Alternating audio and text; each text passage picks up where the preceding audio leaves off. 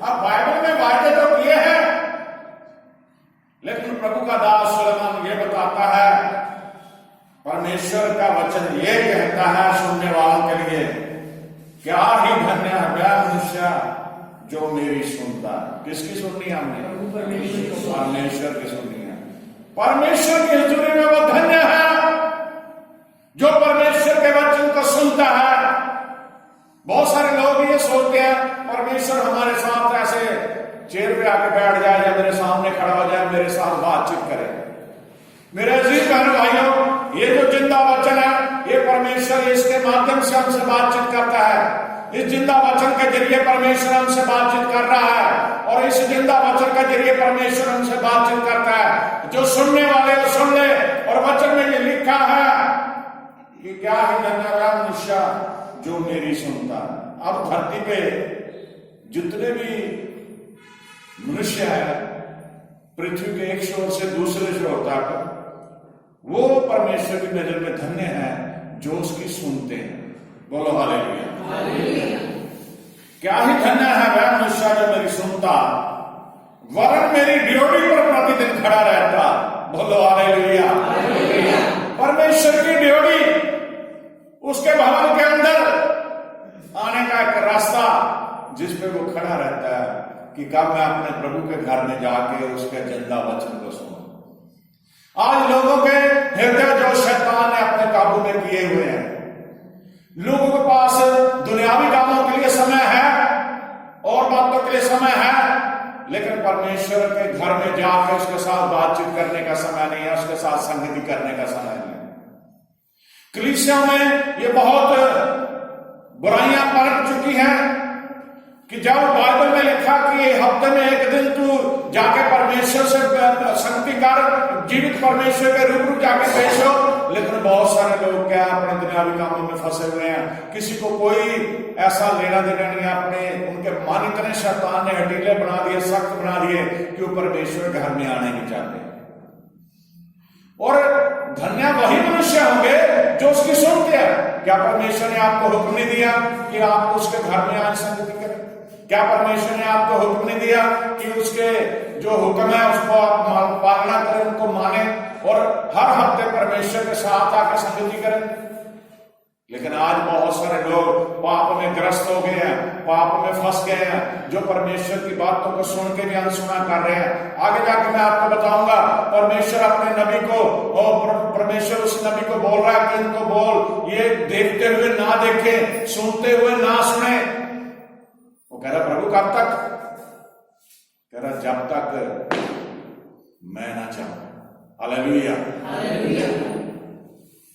आज लोग ऐसे ही हो गए हैं।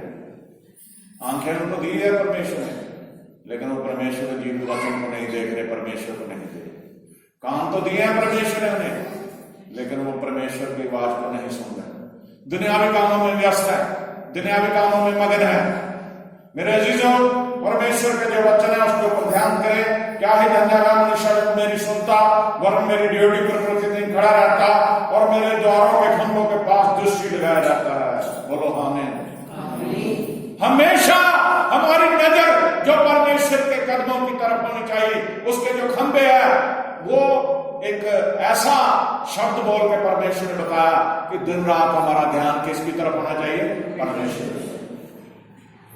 आपको मालूम होना चाहिए परमेश्वर ने अपनी सेवा के लिए आज अपने दासों को, अपने नुमाइंदों को, अपने एम्बेसडरों को नियुक्त किया है। पुराने अहदनामे में हम पढ़ते हैं जब परमेश्वर ने कौम इस्राएल को मिस्र की गुलामी में से निकाला तो वो रूबरू उनके चलता था, रूबरू उनसे बातचीत करता था।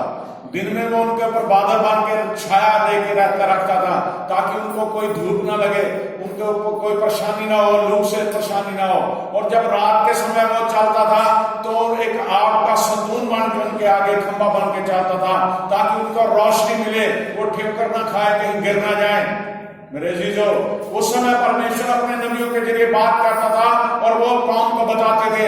आज परमेश्वर ने अपने दासों को चुना है हर हफ्ते यहाँ पे इकट्ठे होकर जब जमा होते हैं हम, ताकि हम परमेश्वर के वचन को आपको बताएं, ताकि परमेश्वर के वचन को आपको सुनाएं, ताकि परमेश्वर आपके अपने दास के जरिए आपसे बोले, रूबरू हो आपसे बातचीत करे। लेकिन आज बहुत सारे बहन भाई इन बातों के ऊपर ध्यान नहीं देते। हम वचन पढ़ेंगे लूका रसूल की इंजील उसका 11 अध्याय, लूका रसूल 11 अध्याय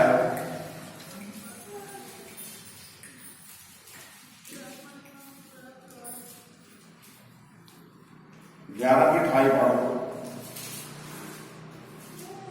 उसने कहा, उसने कहा, किसने? यीशु मसीह ने। उसने कहा, प्रभु यीशु मसीह ने कहा, हाँ, परंतु धन्य वे हैं